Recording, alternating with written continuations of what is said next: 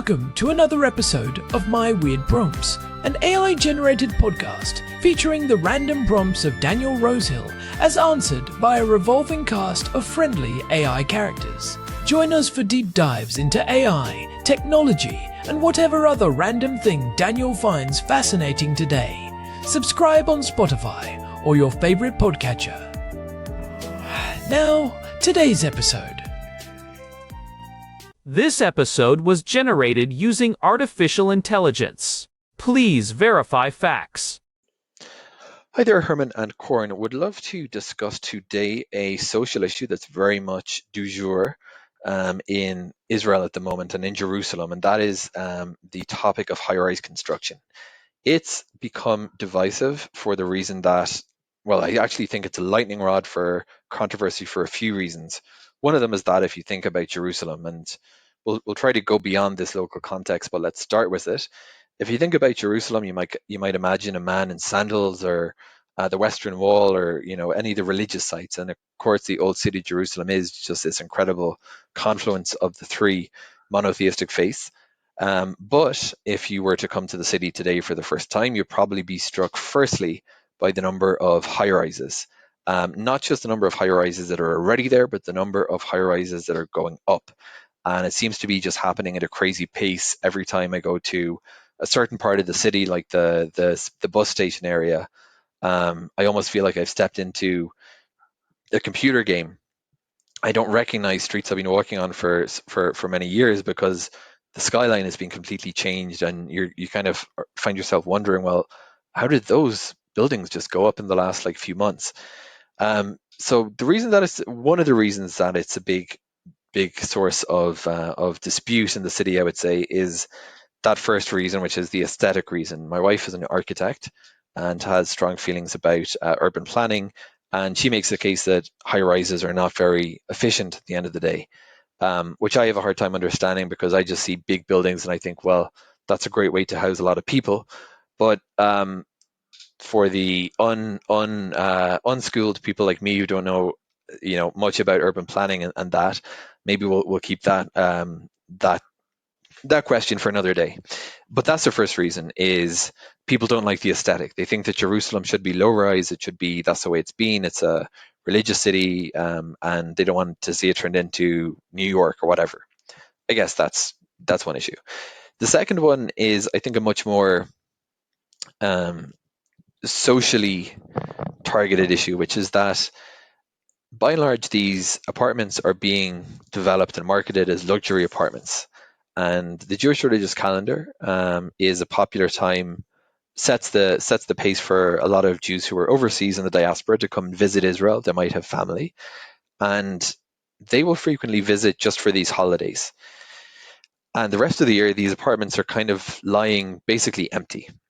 So I think that what really kind of feels like, rubbing salt into the wounds of local residents is we are the ones who deal with the noise of these buildings being put up.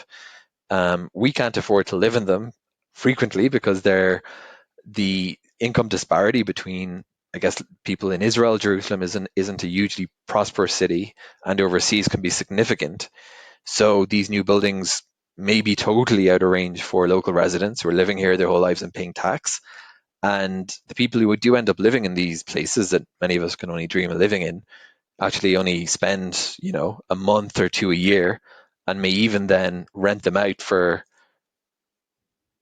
extra time as investment properties. So I would say that we've talked about impact and income inequality in other episodes. I think that this is like the perfect storm for resentment and just bad blood between people. When you have a city, I don't think it's good at all. I think it breeds resentment. I mean, literally, just physically, when people who are local residents have to look at these big buildings that they can't afford to live in and that are mostly idle, the lights are turned off. It just feels really wrong. That's my and I think that a lot of people would feel that way. It's become very topical and a very kind of prickly subject. So Herman and Corn, I think that we have to think about why this is the case and what Jerusalem, the city, the municipality, and governments can do to dissuade this phenomenon. We've seen kind of punitive tax on non-residents. I mean, I guess on the one hand, government bodies need money for a city to function. So they have a vested interest in seeing these things developed. Certainly very profitable for developers. But I think for a society at large, there is a real net cost that sometimes can't be easily quantified. Because how can you put a price on that feeling of the social contract being kind of not really making sense? So there's a lot of grievance around this issue here, as I've mentioned, and I'd love to hear your thoughts about the social policy aspects here and how different governments have approached issues like this in demand areas where there's a lot of vacation and tourism, but you don't want to create the situation that I think we're at risk of getting into here very, very rapidly, by which you have kind of a local, almost underclass serving the needs of a visiting population, which I don't think really does anyone any good. So, Herman and Corn, what do you think about the mess that we have here in Jerusalem as high-rise? Do you like high-rise buildings aesthetically? I actually do. I'm pro that side of it, but I'm against the other one, as I've just mentioned. Herman and Corn, let's chat about this. Hey everyone, welcome back to my weird prompts. I am Corn, and I am sitting here in our living room in Jerusalem with my brother, Herman Poppleberry, at your service. It is a beautiful day outside, Corn, although if I look out the window toward the entrance of the city, the view is mostly yellow cranes and half-finished concrete skeletons. Exactly what Daniel was talking about in his prompt this morning. Our housemate Daniel sent us a voice note about the high-rise explosion happening right here in Jerusalem. He is calling it a mess, and honestly, it is hard to disagree when you are trying to navigate the traffic around the central bus station. It is a massive shift. For decades, Jerusalem was defined by its low-rise, stone-clad skyline. Now it feels like we are watching a vertical revolution in real time. We are talking about the Jerusalem Gateway Project, which is planning a major cluster of high-rise towers, some reaching around 40 stories, right at the entrance to the city. Daniel raised some really sharp points about the social and aesthetic costs of this transformation, and I have been digging into the latest urban planning papers and the recent tax changes for 2026 all morning. It is funny, because we have touched on urban issues before, like back in episode 197 when we talked about home leaks and infrastructure, but this is on a much grander scale. This is about the soul of a city versus the demands of a modern economy. Let us start with that aesthetic point Daniel made. Jerusalem has this very specific, almost sacred look. The limestone, the hills, the way the light hits the city at sunset. Does a 40-story glass tower just ruin that? That is the big question. Historically, British Mandate-era regulations required all buildings in Jerusalem to be faced with Jerusalem stone, and that requirement is still effectively on the books. But when you apply that to a skyscraper, you get this strange hybrid. It is not really a traditional Jerusalem building, and it is not a sleek modern skyscraper either. Some architects call it a stone-cladded monolith. It feels a bit like a compromise that satisfies no one. You have these massive structures that are supposed to look ancient because of the stone, but their scale is completely alien to the surrounding neighborhoods. I was walking through Knocklaut the other day, which is full of these tiny 100-year-old stone houses with courtyards, and then you look up and there is this giant tower looming over everything. It creates this sense of being dwarfed in your own neighborhood. And that scale issue is not just about looks. It is about shadows and wind tunnels. When you build that high in a city that was designed for horse and carriage or small buses, you change the microclimate of the street. But from a planning perspective, the city argues they have no choice. Jerusalem is surrounded by green belts and sensitive historical sites. You cannot sprawl outward forever without destroying the Jerusalem forest or building on top of archaeological sites. So, the only way is up. I get the logic of density, Herman. I really do. In theory, building up should make housing more affordable by increasing supply, right? But that brings us to Daniel's second point, which is the one that really stings for people living here. These are not affordable apartments for young couples or local families. These are luxury towers. Right. The Dirot Rephaim, or ghost apartments. This is a phenomenon where wealthy members of the diaspora buy these high-end units as vacation homes. They want a piece of the holy city for Passover or Sukkot. But the rest of the year, the shutters are down, the lights are off. It is eerie. You walk past some of these new developments at night and 80% of the windows are dark. Meanwhile, the rental prices in the surrounding areas are skyrocketing because the land value has been pushed up by these luxury projects. It feels like a paradox. We are building more than ever, but the people who actually live and work in the city are being priced out. There is a term for this in urban sociology called investment-led displacement. The housing is treated as a financial asset rather than a place to live. When a building is mostly empty, it also kills the local economy on that block. If no one is living there, the local grocery store and the small cafe lose their customer base. You end up with these dead zones in the middle of a vibrant city. And the resentment Daniel mentioned is very real. Imagine you're a teacher or a nurse living in a cramped apartment in Kiryat HaYovel, and you spend an hour in traffic every day because of construction on a new tower that you could never dream of affording. You see the noise, you hear the dust, and the end result is a building that stays dark 10 months a year. It feels like the city is being sold off piece by piece. It is a classic case of the city serving a global elite rather than its local citizens. But Jerusalem is not alone in this. This is a problem in London, Vancouver, and Paris. The question is, how do you manage it? Daniel asked about social policy and how other governments handle this. I found some fascinating examples of how cities are fighting back. I am curious about that, because it feels like once the developers have the permits, the momentum is almost impossible to stop. What can a city actually do? Well, look at Vancouver. They have a formal empty homes tax. In recent years, the rate has been set at a few percent of the property's assessed value, with declarations typically due around the start of the following year. On top of that, the provincial government charges a separate speculation and vacancy tax that imposes higher annual rates on many foreign owners than on most local residents.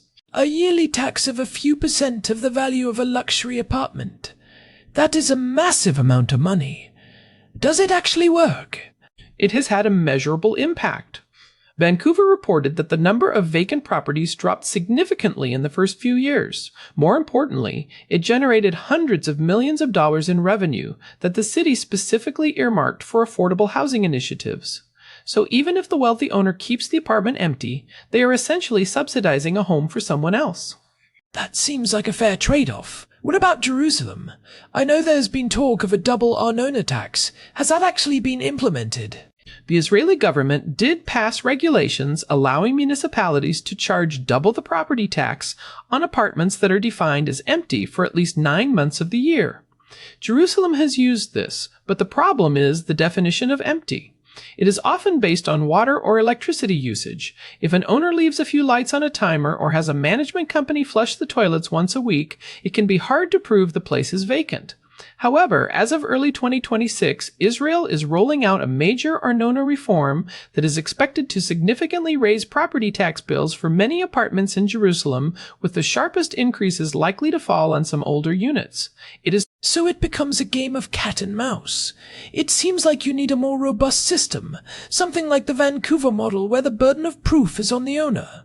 What about Europe? London uses what they call the threshold approach. Before a developer gets permission for a high-rise, they are encouraged to provide at least 35% affordable housing. If they do not meet that, they have to go through a rigorous viability assessment to prove why they cannot. And in Paris, they have actually gone the other way. As part of their new bioclimatic urban plan adopted in the mid-2020s, they have tightened height limits so that most new buildings in much of the historic core are capped at roughly 37 meters, which is about 12 stories. They decided that towers just do not fit the historic core. That is bold. It forces the market to adapt to the city, rather than the city adapting to the market. Jerusalem could definitely learn from that. We have a huge issue with apartments being turned into unofficial hotels, which further depletes the supply for residents. Exactly. And Barcelona has a special urban plan for tourist accommodation where they have essentially mapped the city into zones. In the most crowded areas, they do not allow any new tourist licenses at all. They are trying to actively shrink the tourist footprint to make room for locals. It feels like these cities have realized that their primary asset is not the tourists, but the living culture of the city itself. If you lose the locals, the tourists will eventually stop coming because the city will have lost its charm. It becomes a theme park version of itself.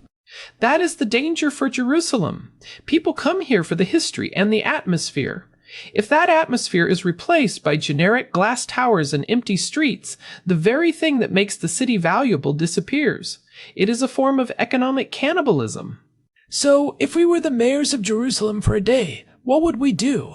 Beyond the double property tax, how do we fix this mess? I think the first step is a mandatory percentage of truly affordable long-term rental units in every new development, not just for sale, but for rent, managed by the city or a nonprofit. This ensures that young families and key workers, like teachers and nurses, actually live in the center of town. I would also add a requirement for public amenities. If you are building a 40-story tower, the first 3 floors should be a public library, a community center, or a subsidized space for local artists. Make the building a resource for the neighborhood, not just a fortress for the wealthy. And we need to be much more aggressive about the empty homes tax. We need a system that actually works. If an apartment is empty for more than 9 months a year, the tax should be high enough that it is no longer a viable passive investment. It is about changing the incentive structure. Right now, the system is designed to favor the developer and the high-end investor. We need to tilt it back toward the resident. I also think we need to be more selective about where these towers go. Do they really need to be right next to the old city? That was the original plan for the Jerusalem Gateway project. The idea was to concentrate the high-rises there, near the train station, to minimize the impact on the rest of the city.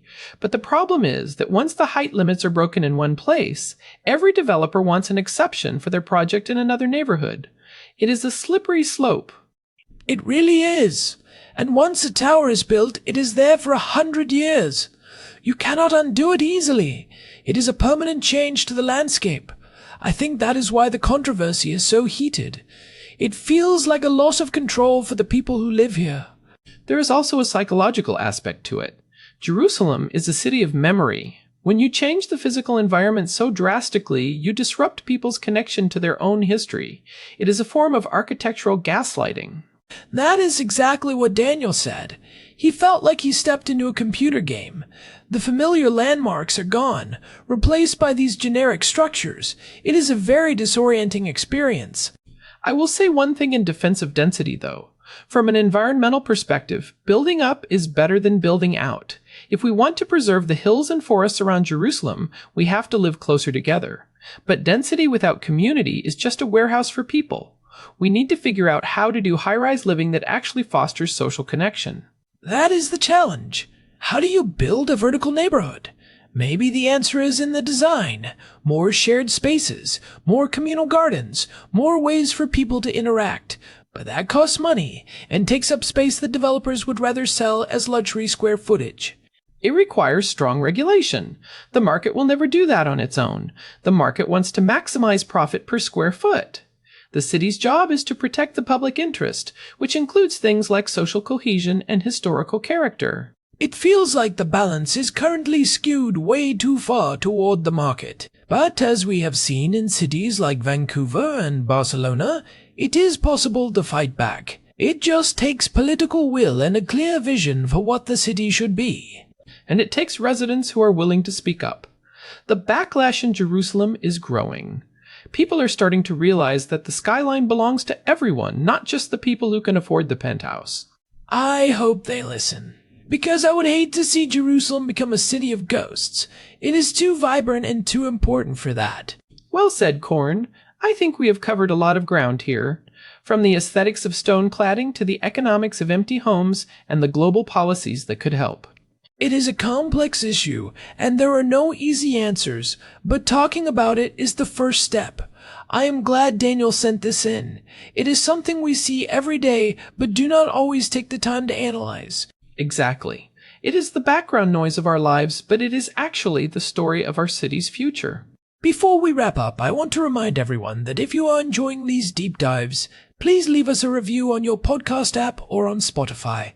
It really helps other curious minds find the show. It really does. And you can find all our past episodes at our website, myweirdprompts.com. There is also a contact form there if you want to send us a prompt of your own. We love hearing from you guys, and a big thanks to our housemate Daniel for this one. It definitely gave us a lot to think about on our walk to the grocery store later. Just watch out for the construction trucks, Corn. They are everywhere. I will. Alright, that is it for this episode of My Weird Prompts. Thanks for listening, and we will talk to you next week.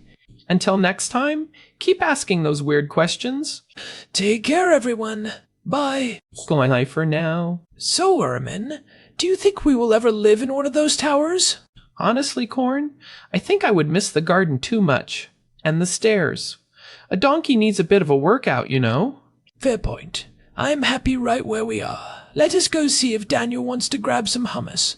Sounds like a plan. Let's go. This has been My Weird Prompts. We are available on Spotify and at myweirdprompts.com. Thanks for being part of the collaboration. See you in the next one. This episode was generated using Gemini Flash 3. Text-to-speech engine was Chatterbox Turbo. Thanks for listening to another episode of My Weird Prompts, an AI-generated podcast featuring Daniel Rosehill's AI prompts, as answered by a revolving cast of friendly AI characters including me, Cornelius the Sloth. Subscribe on Spotify or visit myweirdprompts.com.